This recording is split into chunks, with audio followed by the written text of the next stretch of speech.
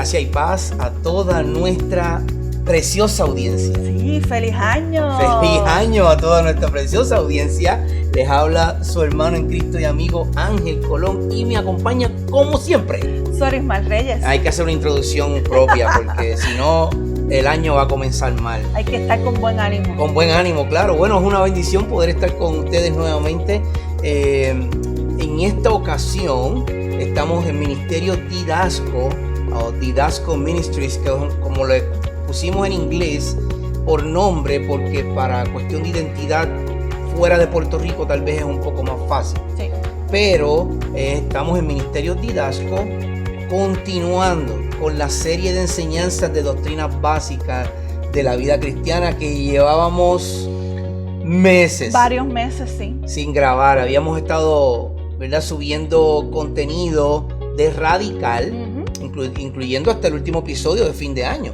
Sí, habíamos estado un poquito menguados con la parte de Didasco Ministries, pero le estábamos dando un poquito de alimento a Radical, pero nos toca siempre hacer un balance. Claro, tenemos que, porque recuerden, estos dos ministerios se dividen de esta manera. Le llamamos ministerio porque ministramos palabra de Dios. No es que sea un ministerio eclesiástico, no. Simplemente se le llama ministerio porque ministramos palabra de Dios a través de estas frecuencias, de estas redes. Entonces, los dos son, el primero y el que es la sombrilla de todo es Ministerio Didasco. Didasco Ministries es el que está incorporado, es el que está registrado en el Departamento de Estado en Puerto Rico. Y debajo de él tenemos a Radical contra la Corriente. Sí, en sí como tal, Radical contra la Corriente es nuestro canal en YouTube donde se distribuye entonces todas las enseñanzas. Exacto, entonces en ese canal de YouTube ahí subimos los dos contenidos, el de Ministerio Didasco y el de Radical. El de Radical, su nombre lo dice. Ahí somos un poquito más radicales, ¿verdad? Ahí vamos a la raíz. No, vamos directo al grano. Exacto, así se le dice en Puerto Rico, directo al grano. En Radical, pues, hablamos de todo como en Ministerio Didasco, pero en Radical a veces tocamos temas que usualmente la iglesia no toca. Algunas iglesias tienen miedo de tocarlo por miedo a que feligreses se vayan, se sientan molestos. Temas controversiales que no todo el mundo le gusta discutir y pues nosotros, ¿verdad?, con la dirección del Señor, somos bien cuidadosos y obviamente vamos a decir lo que Dios dice en su palabra. Exacto, no es que somos radicales porque somos, pues el hermano Ángel no se deja someter o el hermano Ángel es un divisor o el hermano Ángel no. Es que simplemente hay temas que la iglesia no predica desde el púlpito por muchas razones y nosotros somos radicales. Nosotros hacemos lo que Jesucristo hacía.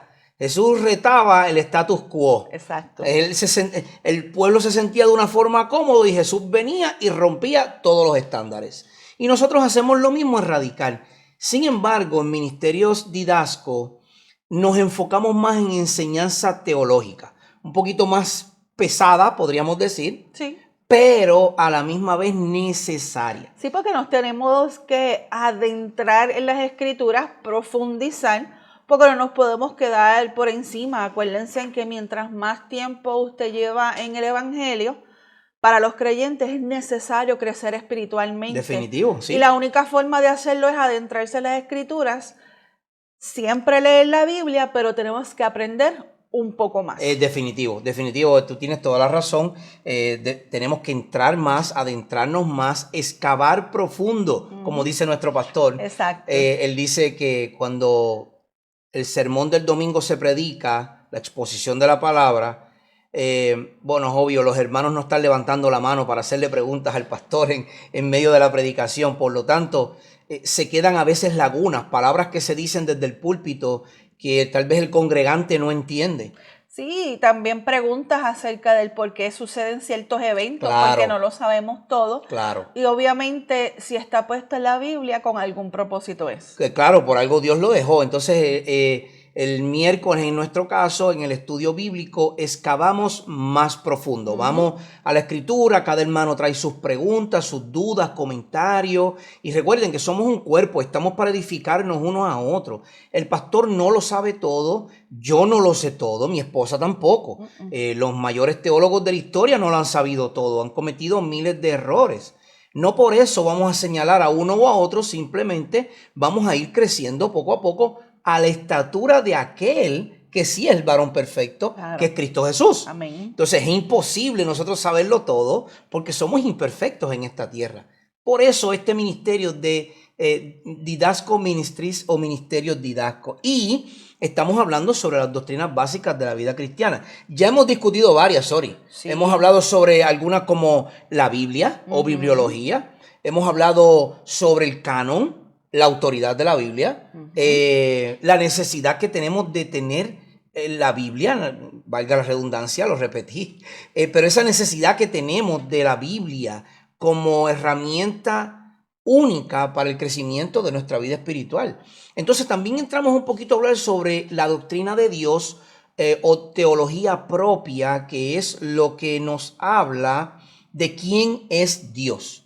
Hablamos sobre los nombres de Dios, ¿cierto? ¿Te acuerdas? Claro. Un tema un poco controversial porque hoy día se toman los nombres de Dios muy a la ligera. Sí, se mencionan y a veces no sabemos ni tan siquiera el significado. Claro, porque son hebreos, sí. Hemos estado estudiando Esdras y Esdras tiene porciones que son escritas en arameo. En arameo, que eso ya casi, o sea, no existe. Exacto, igual que el hebreo antiguo. El hebreo antiguo casi ni se habla, podríamos decirlo. Sí, con todas esas mezclas de las influencias de todos los pueblos que estuvieron sobre el pueblo de Israel. Claro, entonces tenemos los nombres de Dios que ya los hemos hablado, como parte de la teología propia de cómo se le conoce a Dios, y también hablamos sobre la existencia de Dios. ¿Existe o no existe Dios?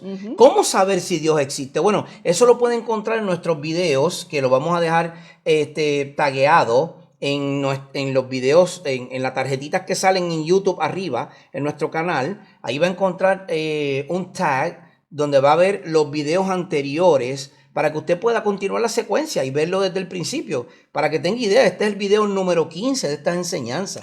Sí, continuaremos por ahí para abajo. Exacto. Porque estos temas son necesarios y son bien extensos, que eso en los estudios bíblicos o en algún otro lugar no se dan más bien en estudios ya de seminario, institutos, y es bueno que si nosotros los recibimos, que ustedes también los reciban. Recuerden, hermano, ustedes están siendo bendecidos, créanme, porque a través de las redes recibir toda esta información de manera gratuita, nosotros pagamos un seminario. Yo pagué un seminario en Estados Unidos que el crédito cuesta $475 por crédito. Una clase de 3 créditos, estamos hablando de $1,000. Una clase. Nosotros estamos llevando lo que hemos aprendido y lo que hemos compilado de distintos grandes teólogos como MacArthur, Grudem, Louis Berkhoff, Joel Beckey y algunos otros grandes teólogos. Y esas enseñanzas que hemos adquirido se las estamos pasando a ustedes de manera más simple. Claro. Porque a nivel de seminario, créame, es muy pesado. Pero nuestro anhelo es, como dice Esdras, que nosotros podamos continuar estudiando las Escrituras, practicando las Escrituras y enseñando las Escrituras. Entonces, hoy vamos a hablar un poco sobre el carácter de Dios. Ya vamos a comenzar con lo que se conocen como los atributos de Dios. Y hoy vamos a hablar sobre el carácter de Dios, pero mire, no vamos a hablar del carácter de Dios de acuerdo a John MacArthur. No vamos a hablar del carácter de Dios de acuerdo a, ya yo mencioné, Joel Beckey, o de acuerdo a John Stott, o de acuerdo a R.C. Sproul. No, vamos a hablar del carácter de Dios revelado en las Escrituras. Recuerde, ninguna teología puede ser 100% creíble de parte de hombres. No, y que no puede ser sustituida por la palabra de Dios. Jamás. Porque Dios mismo se revela a través de su palabra. Y por eso es que vamos a estudiar el carácter de Dios. ¿Quién es Él? O sea, el carácter es su persona. ¿Qué lo caracteriza? ¿Qué lo identifica? Pero revelado a través de las Escrituras. Entonces, Para darle comienzo a esto, tenemos que decir que, como ya he mencionado por encimita, la Biblia o las Escrituras, es decir, su propia palabra, nos revela o nos presenta un retrato profundo y detallado de su carácter, de quién es Él, cómo es Él y cómo actúa con relación a su creación. Es decir, no solo a nosotros, sino a los animales, las plantas, la tierra, el agua, el universo y sus planetas. Cómo Dios reacciona con todo es revelado por medio de su escritura, que Él mismo nos las dio. Exacto, nos muestra un ser que es absolutamente santo, inmutable, amoroso, misericordioso, bueno, justo y fiel. Has dado en el clavo, porque su santidad, además, bueno, todos sus atributos van intrínsecos uno con otro por quien es la persona de Dios, ¿verdad? Pero si podíamos sumar todos los atributos de Dios en un atributo, tendríamos que decir la santidad de Dios. Sí. La santidad de Dios, que lo vamos a ver más adelante, no es otra cosa que Dios no puede mezclarse con el pecado, porque todo lo que tenga que ver con el pecado afecta cada uno de sus atributos por consecuencia de su santidad. Y eso lo vamos a ver. Ahora, cada atributo o perfección de Dios, y tenga esa palabra en clave, perfección, del ser divino y triuno o la Trinidad, tres en uno, tres personas, pero un solo Dios, que se revela en la Biblia, contribuye a un entendimiento más completo de su naturaleza. Mejor dicho, ¿quién es Él? En el libro del Éxodo, en su propia revelación a nosotros, Dios se define a sí mismo con una precisión increíble. ¿Qué dice, por ejemplo, si usted va a la Escritura, como dije, vamos a conocer a Dios a través de la Escritura, ¿ok? Sí. El libro de Éxodo, uno de los libros del Pentateuco, los primeros 5 libros de la Biblia, el libro de Éxodo, que es la salida del pueblo de Israel, el pueblo de Dios, de Egipto hacia la tierra prometida, en el capítulo 34, versos 6 y 7, yo creo que da, como dijo nuestro pastor el domingo pasado, da la mejor explicación o característica de quién es Dios, y es Dios mismo diciéndonos a nosotros quién es Él. Esto es, hermano y amigo, para que usted y yo no estemos inventando, poniéndole nombres a Dios que Él no tiene y características que Él mismo no da de Él mismo. Y esto es lo que dice Dios en Éxodo 34. Entonces pasó el Señor por delante de él y proclamó: el Señor, Dios compasivo y clemente, lento para la ira y abundante en misericordia y verdad, que guarda misericordia a millares, el que perdona la iniquidad, la transgresión y el pecado, y que no tendrá por inocente al culpable, que castiga la iniquidad de los padres sobre los hijos y sobre los hijos de los hijos hasta la 3ª y 4ª generación. Interesante. Esto parece como un antagonismo. Un antagonismo no es otra cosa que se contradice, o sea, que es opuesto a. Sí, que en una parte dice algo y en el otro lado suele parecer que se contradice, ¿verdad que sí? Porque al principio de los versos dice que Él es compasivo y clemente, Él es lento para la ira y abundante en misericordia y verdad, que hace misericordia a millares, que perdona nuestras iniquidades, que perdona nuestras transgresiones, los pecados que cometemos. Y luego el verso nos dice que castiga la iniquidad de los padres sobre los hijos, que no tendrá por inocente el culpable. Entonces tú dices, bueno, Dios, decídete. O eres misericordioso o castigas la ira. Castigas con ira, perdón. Bueno, por supuesto, esto no es un antagonismo. Dios no es antagonista. No, y la Biblia no nos enseña el antagonismo por parte de Dios. No, y que dentro de todo eso verán qué es lo que vamos a discutir. Exactamente. Entonces, miren, esto lo que quiere decir lo siguiente. En los versos que acabamos de leer, el mismo Dios, o sea, el Kurios, una de sus palabras, o que lo que quiere decir es Señor. Y Señor lo que quiere decir es dueño de. Él dice 2 veces, Señor, Señor. O sea, el Señor. Luego dice Dios, y empieza a describirse, ¿verdad? Es lo que le está diciendo a Moisés y a todos los que le leen y le estudian, es una descripción clara de su persona, de que él es el ser divino y triuno. Parece que en estos versos que Dios se muestra como un antagonista, como lo mencionó Ángel, o que se contradice a sí mismo. Pero esto no es una característica de Dios, porque si fuese así, Él no sería Dios. Más bien sería como un hombre común, como nosotros, que nos contradecimos nosotros mismos. Fíjate, yo puedo estar en un lugar y digo, wow, qué frío tengo. Tengo un frío que los huesos se me están rompiendo. Y de momento comienzo a decir, qué calor hace, me gustaría estar como en un lugar más fresco. Nosotros nos contradecimos a nosotros mismos. Todo el tiempo. O tienes frío o tienes calor.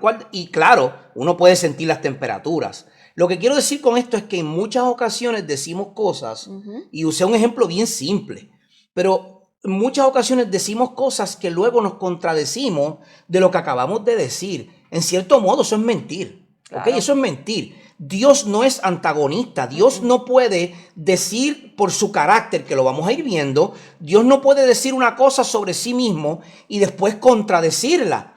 Porque todo lo que Dios dice va de la par con su carácter. Y eso es lo que tenemos que conocer de Él. Porque hermano y amigo, si usted no conoce el carácter de Dios, usted no conoce a Dios. Le voy a decir más. Usted no puede decir conocer a Dios si usted ni siquiera abre su Biblia nunca. No puede decirlo. Es imposible. Porque la creación nos muestra a Dios, sorry. Todos los días. Todos los días. Pero no nos muestra el carácter de Dios. Eso lo tenemos que ver a través de su escritura. Entonces, si Dios haría esto, ¿se violaría a sí mismo o no? Dios violaría uno de sus mayores atributos o de sus perfecciones si Él dice una cosa y luego se contradice, porque viola su propia santidad. Y Dios no se puede contradecir. Pero entonces nos debemos preguntar, ¿por qué se nos hace tan difícil conocer a nuestro Dios en toda su plenitud? Vamos a dejar que la Escritura misma conteste esta pregunta. Por ejemplo, la incomprensibilidad. Ya qué clase de palabra, ¿verdad? Yo no sé ni cómo yo escribí eso. Incomprensible. Dios es incomprensible. Y la revelación de Dios está dada en la Escritura. Pero vamos a ver por qué nosotros pensamos que Dios es un Dios incomprensible. Dios es por naturaleza incomprensible, en el significado de que no podemos entenderlo en su totalidad. Vamos a dar a nuestra audiencia 3 pasajes bíblicos que nos dicen que es imposible conocer a Dios en su totalidad. Es decir, si alguno de ustedes me dice que puede entender la Trinidad en perfección, yo tendría que decirle, hermano, yo lo siento, pero yo no te creo. Yo no te creo. Porque ¿cómo es posible que tú puedas entender, o yo pueda entender, la Trinidad, 3 personas en un solo Dios? ¿Cómo funciona Dios Padre, Dios Hijo, Dios Espíritu Santo en un solo Dios, siendo 3 personas con 3 características o atributos que le distinguen a cada uno de ellos, siendo aún cada uno de ellos un solo Dios? Usted no puede entender eso, yo no lo puedo entender. Eso es imposible de entender, pero la Biblia nos lo dice más claro. Por ejemplo, el Salmo 139, versos 2 al 6, ¿qué nos dice? Tú conoces mi sentarme y mi levantarme, desde lejos comprendes mis pensamientos. Tú escudriñas mi senda y mi descanso, y conoces bien todos mis caminos. Aún antes de que haya palabra en mi boca, oh Señor, tú ya la sabes toda. Por detrás y por delante me has cercado, y tu mano pusiste sobre mí. Tal conocimiento es demasiado maravilloso para mí. Es muy elevado, no lo puedo alcanzar. El salmista está diciendo, es imposible. Yo no me conozco yo mismo y tú conoces todo sobre mí. Exacto. Es imposible para mí comprender cómo tú puedes saberlo todo de mí, pero yo no me conozco a mí mismo.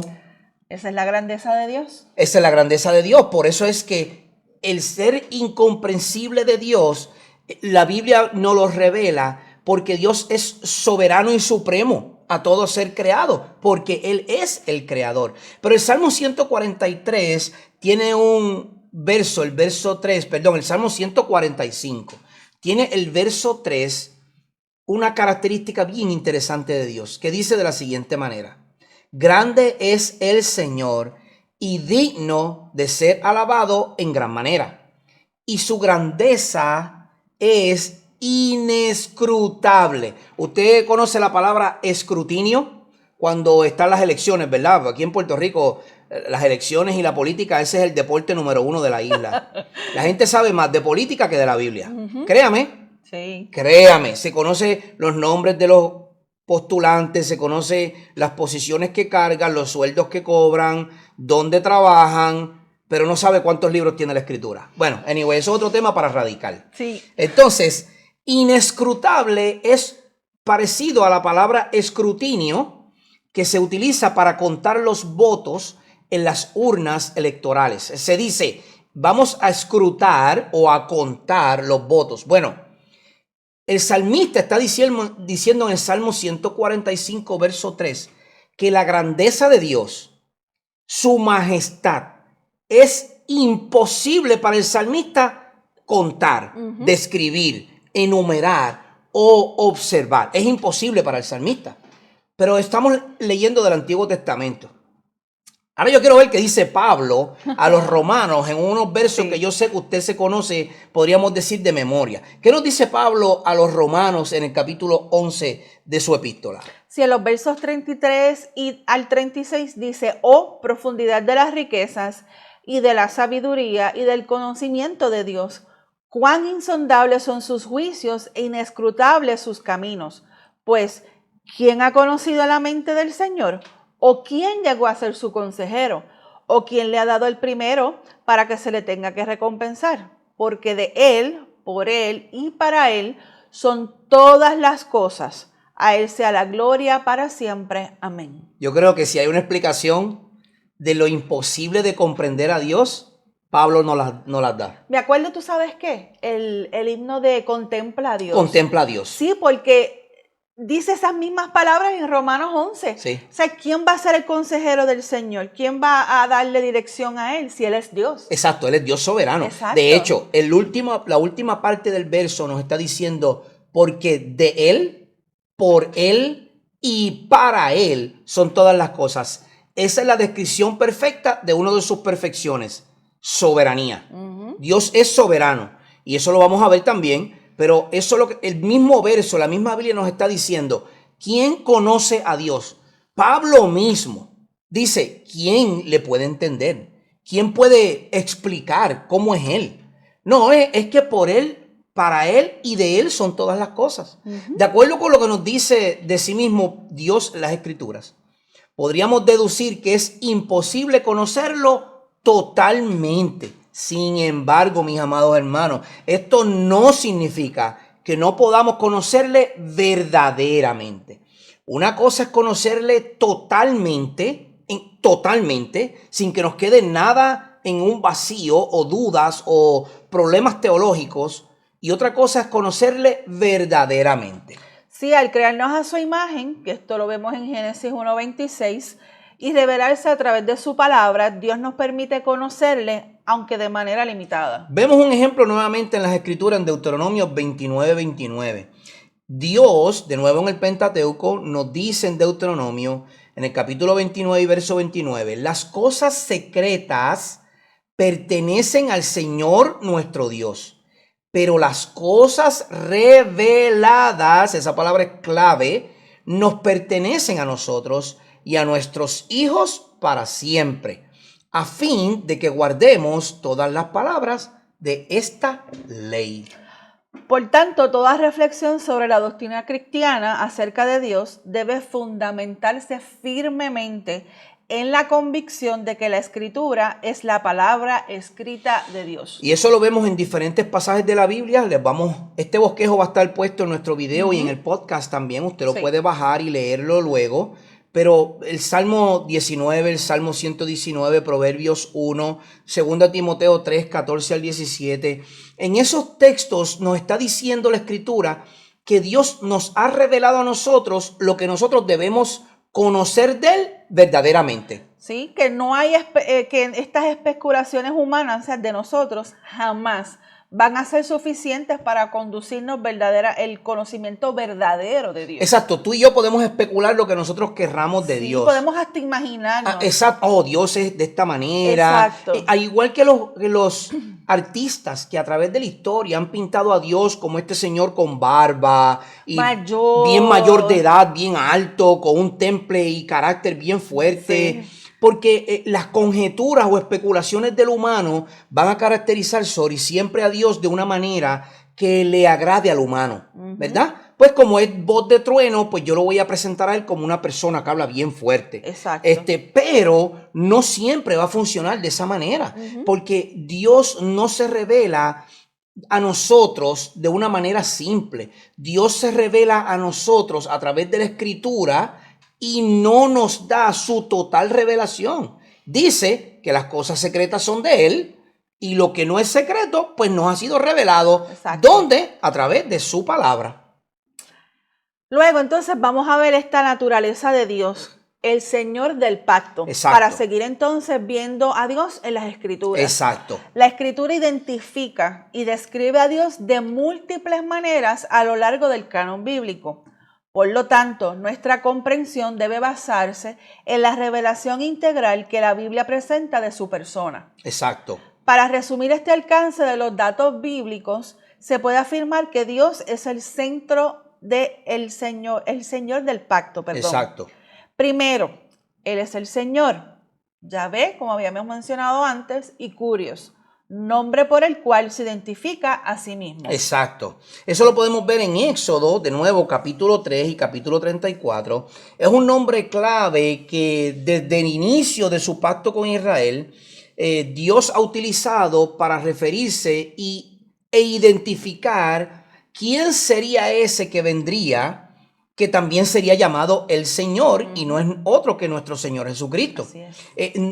Dios se va revelando poco a poco quién es Él, el pacto que Él hizo con su pueblo para darse a conocer aquí en la tierra a través de su unigénito. Y es nuestro Señor Jesucristo quien mejor da a conocer a nuestro Dios. De hecho, Él le dice a los discípulos, tanto tiempo que he estado con ustedes y aún no me conocen, refiriéndose que Él es el Padre. Él es Dios Hijo, pero Él es Dios y Dios Padre está en Él y Él es el Padre. O sea, Dios es un solo Dios, no son tres dioses, ¿ok?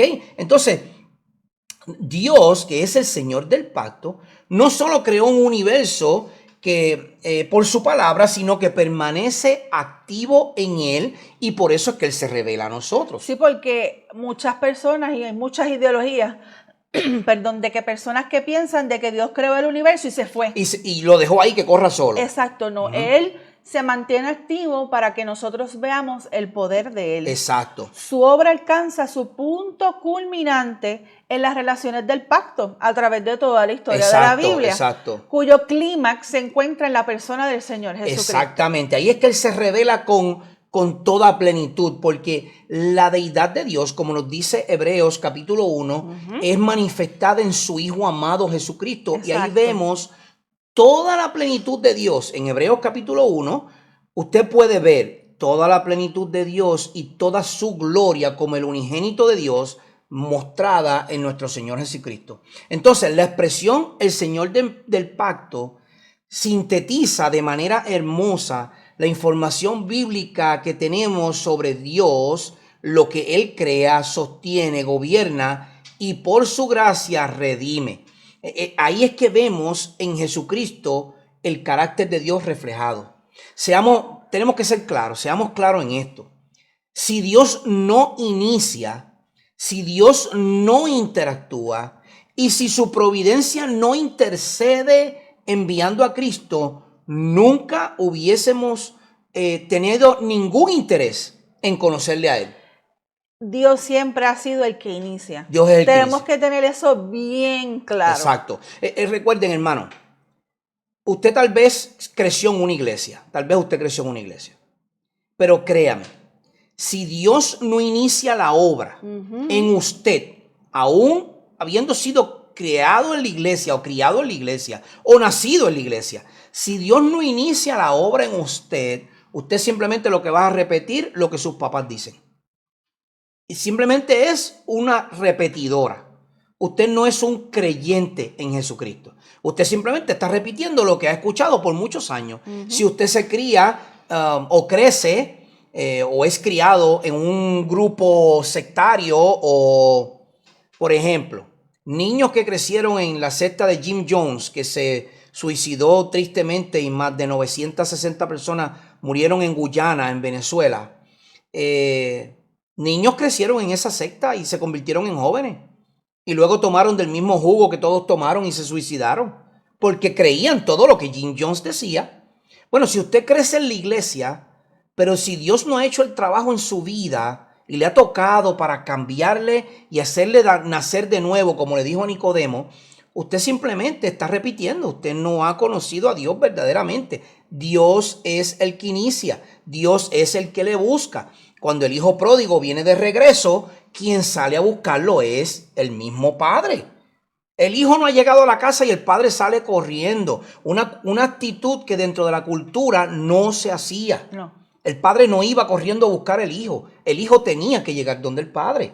Sin embargo, nosotros pensamos que somos tan y tan aptos para buscar a Dios que es que nosotros amamos buscar a Dios. Y como decía R.C. Sproul decía, ningún ser humano por su propia naturaleza sale a buscar a Dios. Dios le busca y luego que le ha encontrado y rescatado en Cristo Jesús, entonces nosotros anhelamos buscar a Dios. Sí, recuérdense que Dios siempre ha hecho la obra de redención. Exactamente. Nadie más. Exacto. Entonces, tercero, el carácter de Dios está revelado como hemos ido viendo a través de la Escritura.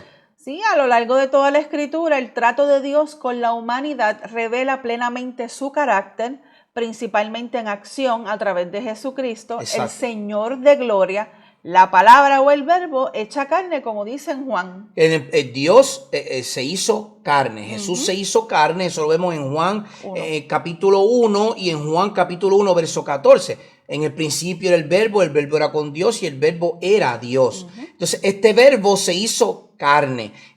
Ese carácter de Dios ha sido revelado a través de nuestro Señor Jesucristo y esa revelación nuevamente la podemos ver a través de su palabra. Se pueden entonces afirmar o contar al menos dos declaraciones fundamentales acerca del carácter de Dios. Estas son dos verdades, bueno, todas son verdades, pero estas dos son como esenciales. Primero, y es que está revelado en la Escritura, lo primero es que Dios es un Dios santo. Sí, en primer lugar, y podríamos decir que lo que mayormente muestra este carácter o perfección de Dios es su santidad. Es esencial no separar nunca la santidad de Dios de su amor. Vamos a ver que su santidad y su amor van de la mano y podríamos decir, como dije al principio de este video, de esta grabación, que su santidad es el atributo que va en el tope de todos los atributos, aunque no es superior a los demás atributos. Exacto. Todos son lo mismo en Dios, porque están en el ser divino. Fíjese, Dios es santo y la palabra nos lo dice en Levítico, Isaías, Apocalipsis, pero este texto de Levíticos 11:44 podríamos decir que es el más clave con relación a decir o hablar sobre la santidad de Dios. Dice así. Porque yo soy el Señor su Dios, por tanto, conságrense y sean santos, porque yo soy santo. No se contaminen, pues, con ningún animal que se arrastra sobre la tierra, porque yo soy el Señor que los he hecho subir de la tierra de Egipto para ser su Dios. Serán, pues, santos, porque yo soy santo. Fíjense. Lo primero que nos está diciendo Dios en este verso es, Él mismo se está identificando como un Dios santo. Esto implica que Dios está separado de toda la creación y que Él trasciende la creación. Es decir, todo lo creado, imagine, Dios está fuera del tiempo. Sí, Él está por encima de todo. Él está trascendente a todo lo que nos rodea. Él es el Santo Supremo, exaltado de todos los pueblos. Y el salmista en el Salmo 99 nos dice que Él es santo. Además, la santidad señala la pureza moral de Dios, su absoluta separación del pecado. Hermano, usted y yo no tenemos pureza moral. Si usted dice que usted no miente, ya está mintiendo. Si usted dice que nunca ha robado, ya está mintiendo, porque en alguna ocasión usted ha tomado tiempo, usted ha tomado palabras de otro, usted ha tomado escritos de otro. Eso es robar. Robar no es robar un banco. Robar es cuando usted toma posesión de lo que no es suyo. Si alguien le da un lápiz, usted se lo echa al bolsillo y cuando llega a su casa dice, mira, se me olvidó el lápiz de fulano, pero después no se lo devuelve, usted se lo robó. Simple y sencillamente, no le pongamos excusa a eso. Por lo tanto, nosotros no tenemos pureza moral. Dios tiene pureza moral, por lo tanto, Él está separado, es decir, Él es santo del pecado. Entonces, la Escritura enfatiza la incompatibilidad entre nuestro pecado y la santidad de Dios. Es decir, hay una separación. Dios está acá arriba en la vara, arriba, y nosotros estamos abajo, porque estamos separados por causa del pecado. Sus ojos son demasiado puros para mirar el mal y no pueden tolerar la maldad. Eso lo vemos en textos como Éxodo 34, Romanos 1, Romanos 2. Nuestros pecados nos separan de Él al punto que Él esconde su rostro de nosotros. No lo digo yo. Lee lo que dice, no en balde Isaías era odiado. ¿Qué dice Isaías 59, sorry? 59, 1 al 2. La mano del Señor no se ha cortado para salvar, ni su oído se ha endurecido para oír. Pero las iniquidades de ustedes han hecho separación entre ustedes y su Dios, y los pecados le han hecho esconder su rostro para no escucharlos. Yo no lo estoy inventando. No, lo dijo Isaías, muy claro. El profeta, claro, por parte de Dios, está diciéndole al pueblo, como ustedes han sido tan malos, que ha hecho Dios, no los voy a escuchar. Tornó la mirada, no los escucho, no me interesa escuchar su maldad y transgresión cuando yo he sido un Dios tan bueno con ustedes. La santidad de Dios y su ira, aquí está el toquecito que a nadie le gusta predicar. La santidad de su ira, su reacción santa ante la maldad, están íntimamente relacionadas. Romanos 1 es claro en eso. Juan capítulo 3 es claro en eso. Dice esta cita de John MacArthur: la ira de Dios no es una perfección intrínseca, sino su respuesta santa frente al pecado. Donde no hay pecado, no hay ira, pero siempre habrá santidad. Dios siempre va a seguir siendo santo. Ahora, si no hubiese pecado, la ira de Dios no estaría sobre el humano. Pero como nosotros pecamos y estamos en pecado, la ira de Dios está sobre nosotros por causa de su santidad. La ira no es un atributo de Dios, su santidad sí. Pero esa santidad responde a lo que el humano ha hecho, que es entrar en pecado. Dios muestra su ira en su santidad. Confronta la rebeldía que llevan los seres humanos en contra de la imagen de Dios. Como dijo el pastor Rubén allá en Ponce, nosotros tenemos un puño siempre así para el cielo en contra de Dios. Siempre estamos peleando con Dios, siempre estamos en guerra con Él. Por lo tanto, su ira está sobre nosotros, porque su santidad no se puede mezclar. Si no manifestara Dios esta ira, no sería el Dios celoso que proclama ser, ni su santidad sería fiel. Cuando minimizamos la ira de Dios, le restamos importancia a su santidad y carácter moral. Exacto. Si Él no manifiesta esta ira, no sería el Dios celoso que proclama ser, ni su santidad sería tal. Exacto. Por tanto, Dios muestra ira en su santidad, confrontando la rebeldía de quienes llevan su imagen. Exactamente. Acuérdense en que tenemos que irnos al principio. Exacto. Que el libro de Génesis lo que muestra es cuando Adán y Eva cometen pecado contra Dios. Exacto. Y eso es una muestra de la rebeldía Del hombre contra Dios. Exacto, y ahí entonces está esa separación. Exactamente. Y esa ira del Señor es santa.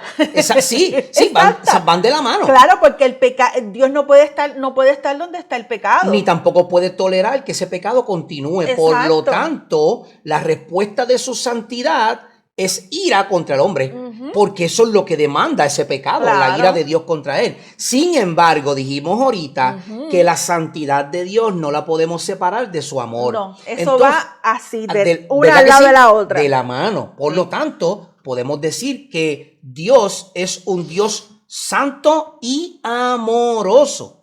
Dios es amor. Eso lo conocemos, ¿verdad? Lo hemos escuchado muchas veces, eso es lo más que se predica, Sí. el amor de Dios.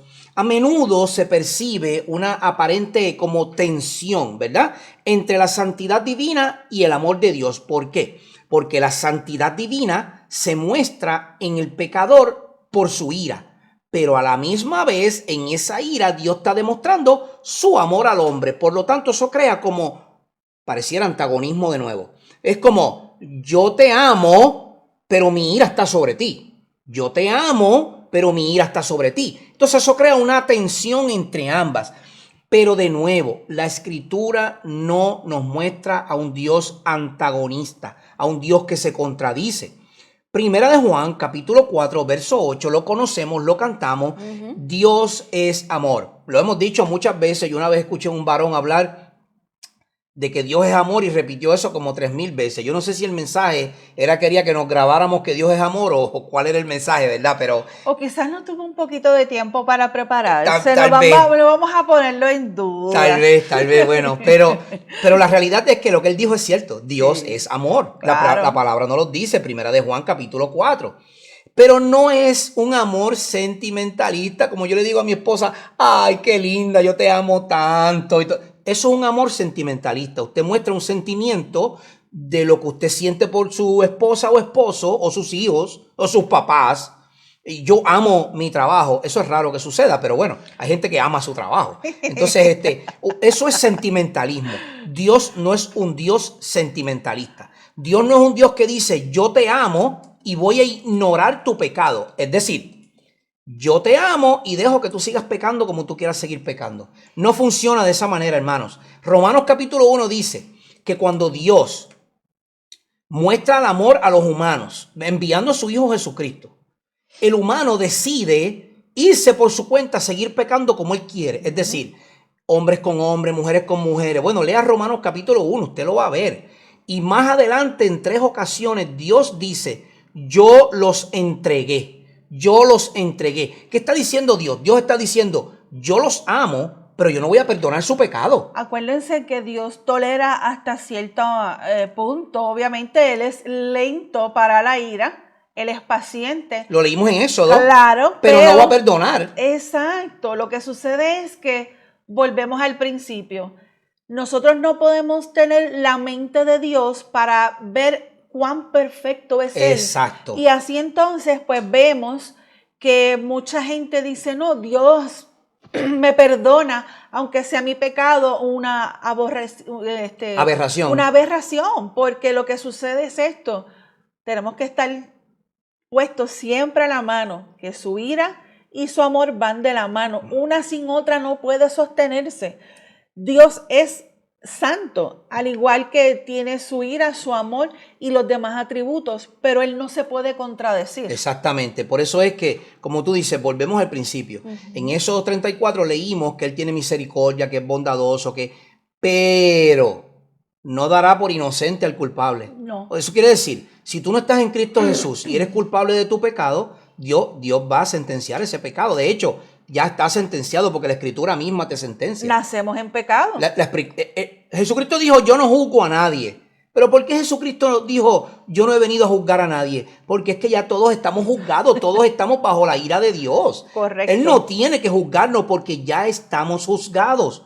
Lo que Él tiene que hacer es redimirnos para entonces que esa ira de Dios sea aplacada por la justicia divina en Cristo Jesús. Su expiación, su derramamiento de sangre. Claro. Pero miren, déjenme de callarme yo y dejar que la Biblia hable.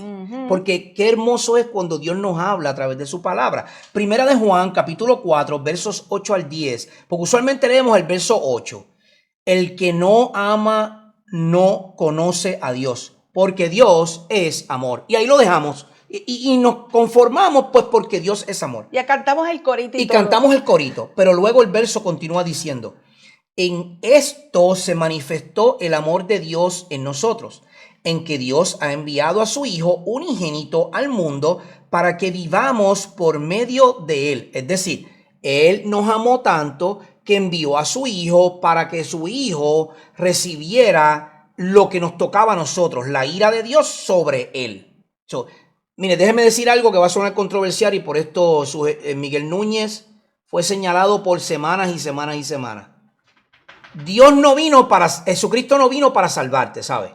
Aunque sí, vino para salvarnos, pero esa no fue su encomienda principal. Su encomienda principal fue recibir la ira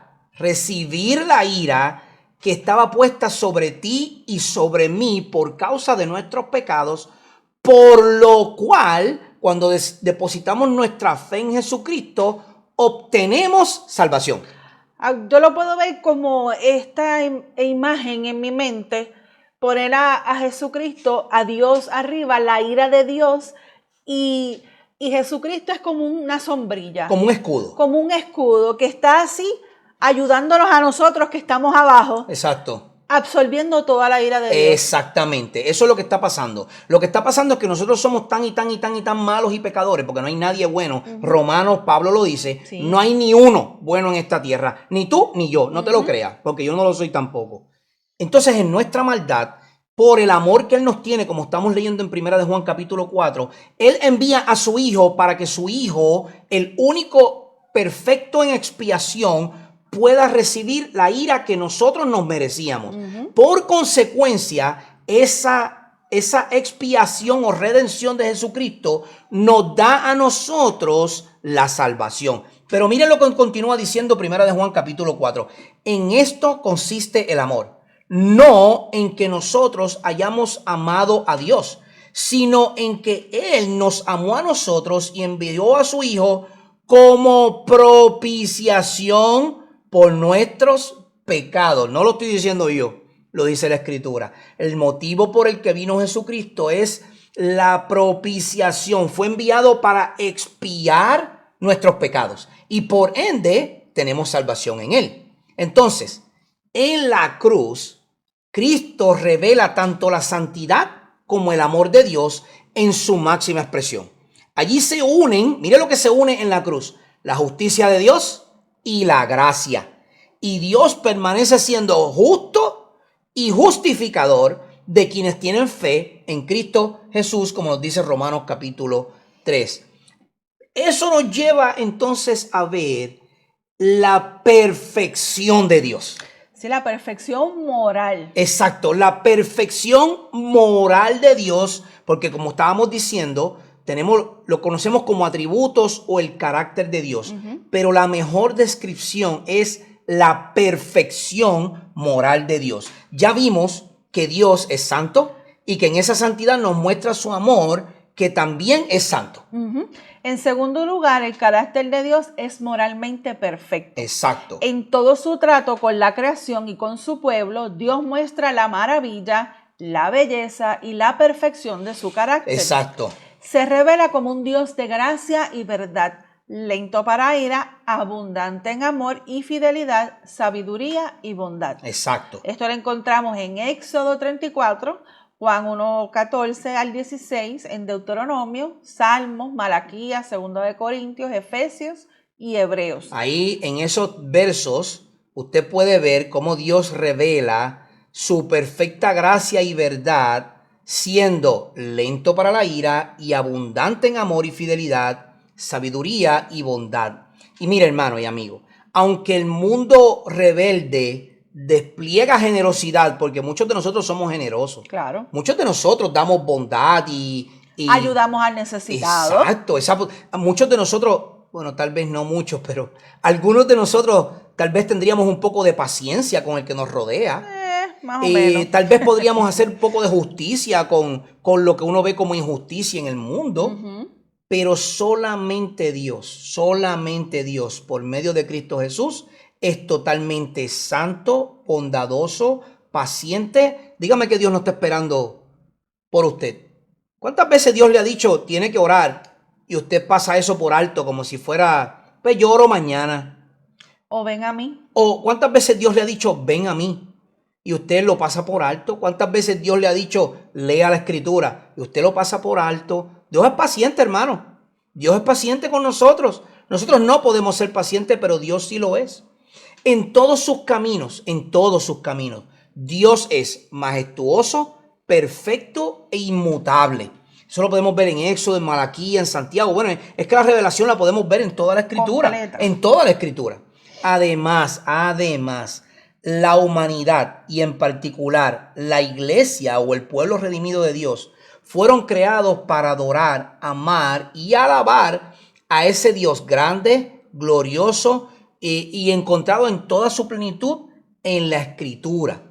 Entonces esto nos muestra un poco de la moralidad perfecta de Dios. Pero nosotros tenemos que tener algún retrato que nos muestre a Dios. Algo que podamos ver como humanos finitos que somos con mayor claridad. ¡Wow! ¿Quién es nuestro Dios?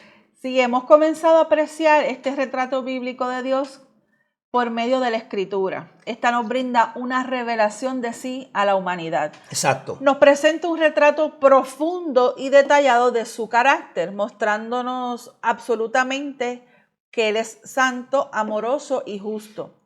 Cada atributo o perfección revelada en la Biblia contribuye a una comprensión más amplia y completa de su naturaleza. Exacto. Al considerar los nombres y títulos y los caracteres de Dios, ya hemos señalado muchos de sus atributos o perfecciones. Por ejemplo, la santidad, su amor, su justicia. Hemos dicho que Dios es bondadoso, misericordioso, lento para la ira.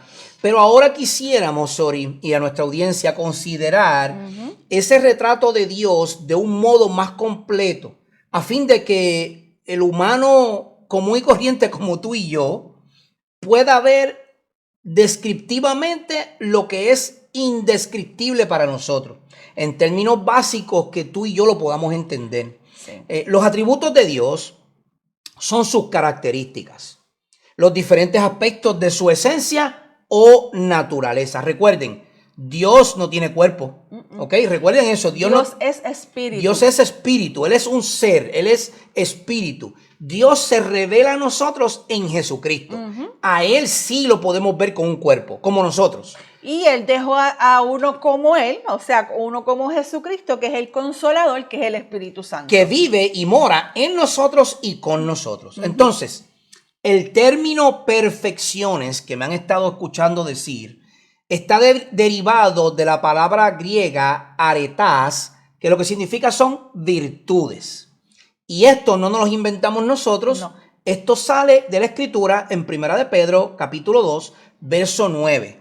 Este término perfecciones funciona mejor, Sori, que el término atributos, porque las perfecciones especifica que las características de Dios son todas perfectas y distinguen al Dios que es intrínseco en sí mismo, ese ser perfecto. Miren lo que dice 1 de Pedro capítulo 2, verso 9. Pero ustedes son, y este verso ustedes lo conocen, pero ustedes son linaje escogido, real sacerdocio, nación santa, pueblo adquirido para posesión de Dios. ¿Con qué fin? Bueno, gracias porque preguntan.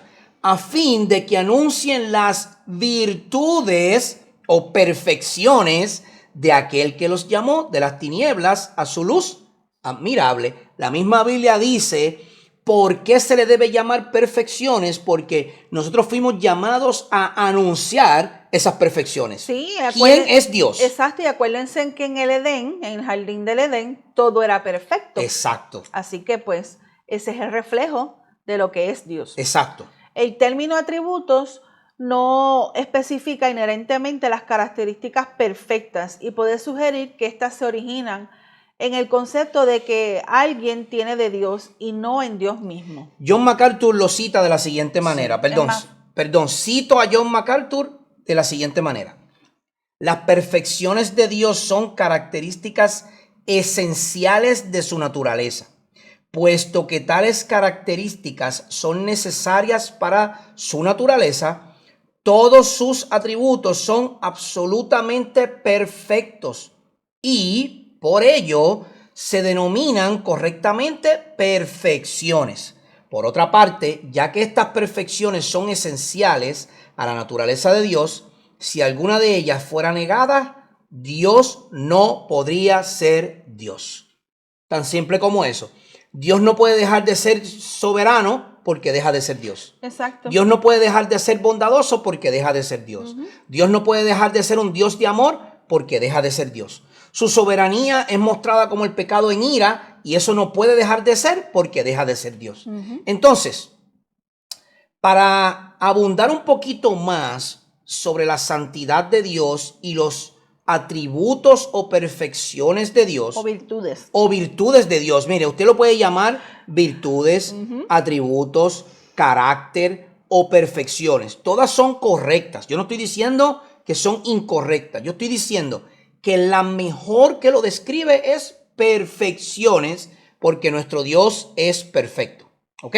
Así que yo lo voy a dejar con eso en mente para que usted vaya pensando en esas perfecciones, porque en la próxima semana vamos entonces a entrar a cada una de ellas distintivamente y vamos a decir cuáles de ellas Dios comunica a nosotros y cuáles son incomunicables. Por ejemplo, la omnipresencia es una perfección de Dios que es incomunicable. ¿Por qué es incomunicable? Porque usted no puede estar en todos lados a la misma vez.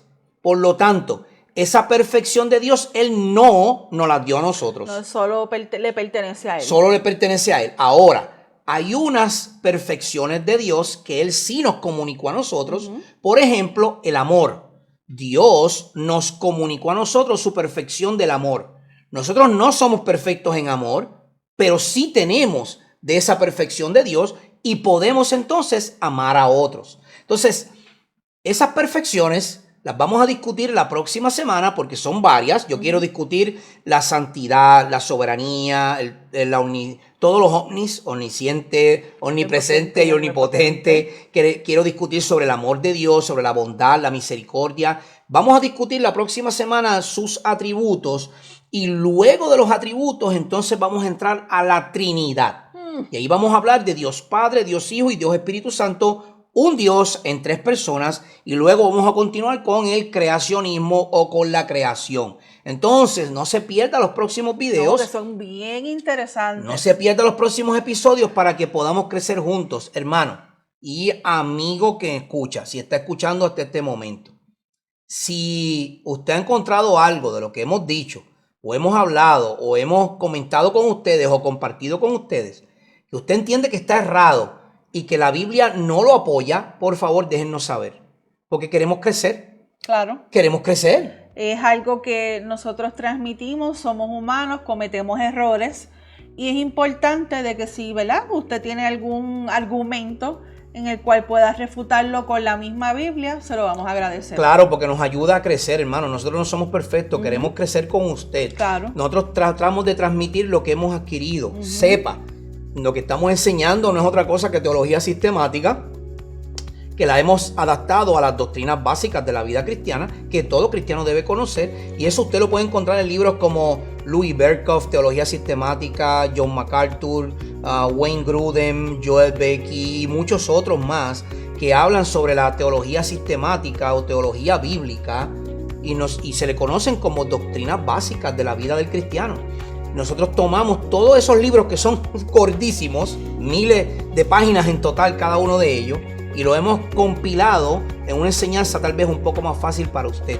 Pero, de nuevo, si hemos errado, porque estoy seguro que lo hemos hecho, en alguna palabra que hayamos dicho, por favor déjennos saber para nosotros poder corregirla y seguir creciendo junto con usted. Es nuestra intención que todos podamos crecer juntos a la estatura del varón perfecto que es nuestro Señor Jesucristo.